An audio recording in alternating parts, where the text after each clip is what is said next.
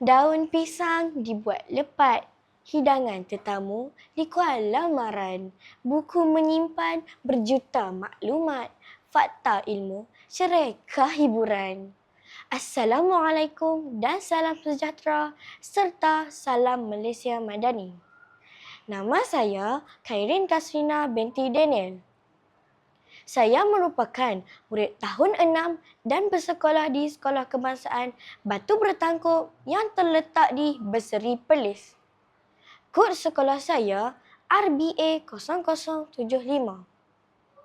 Di hadapan saya ini terdapat 3 buah buku cerita yang telah saya baca. Buku yang pertama, Warkah untuk Zulkarina. Buku yang kedua, Impian Seorang Guru Disiplin. Dan buku yang ketiga, Sabar Itu Indah. Pada hari ini, saya ingin mengulas sebuah buku yang amat saya minati, iaitu Sabar Itu Indah. Buku ini ditulis oleh Ida Fahima dan diterbitkan oleh penerbit Laman Bahasa. Buku ini mempunyai 117 halaman bercetak.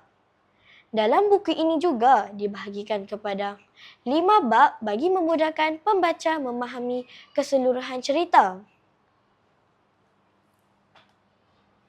Buku ini mengisahkan tentang kehidupan 3 beradik yang terpaksa berpisah dengan ibu kandung dan tinggal bersama ayah dan ibu tiri. Mereka tidak dapat tinggal bersama ibu kandung mereka kerana ibu kandung mereka tidak mempunyai pendapatan tetap untuk menyara hidup mereka.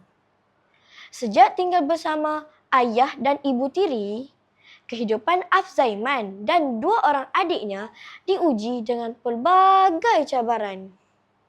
Ibu tiri mereka memperlakukan mereka seperti orang gaji.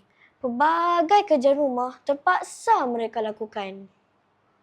Ibu tiri mereka pandai menyembunyikan segala kejahatan yang dilakukan terhadap Afzaiman dan adik-adiknya di hadapan ayah mereka.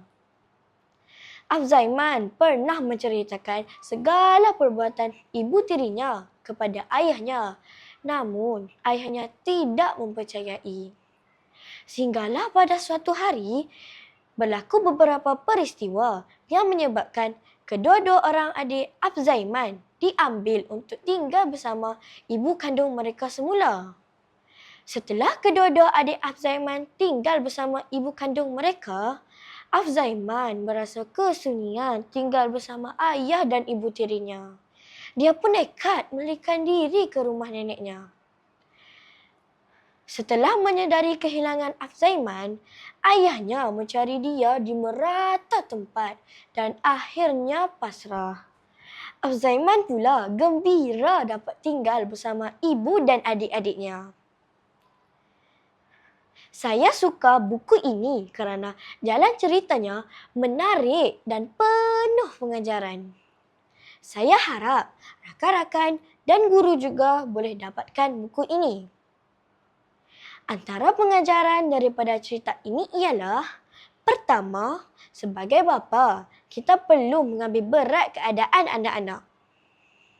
Kedua, kita mestilah sabar dalam menempuhi pelbagai cabaran kerana orang yang sabar akan memperoleh kejayaan di akhirnya. Yang ketiga, setiap orang mestilah berdikari dan tidak bergantung pada pendapatan orang lain. Buku ini sangat sesuai dibaca oleh semua golongan kerana bahasa yang digunakan dalam buku ini mudah difahami, terutamanya oleh kanak-kanak sekolah rendah seperti saya ini. Setakat ini sahaja bicara buku daripada saya. Sekian, terima kasih.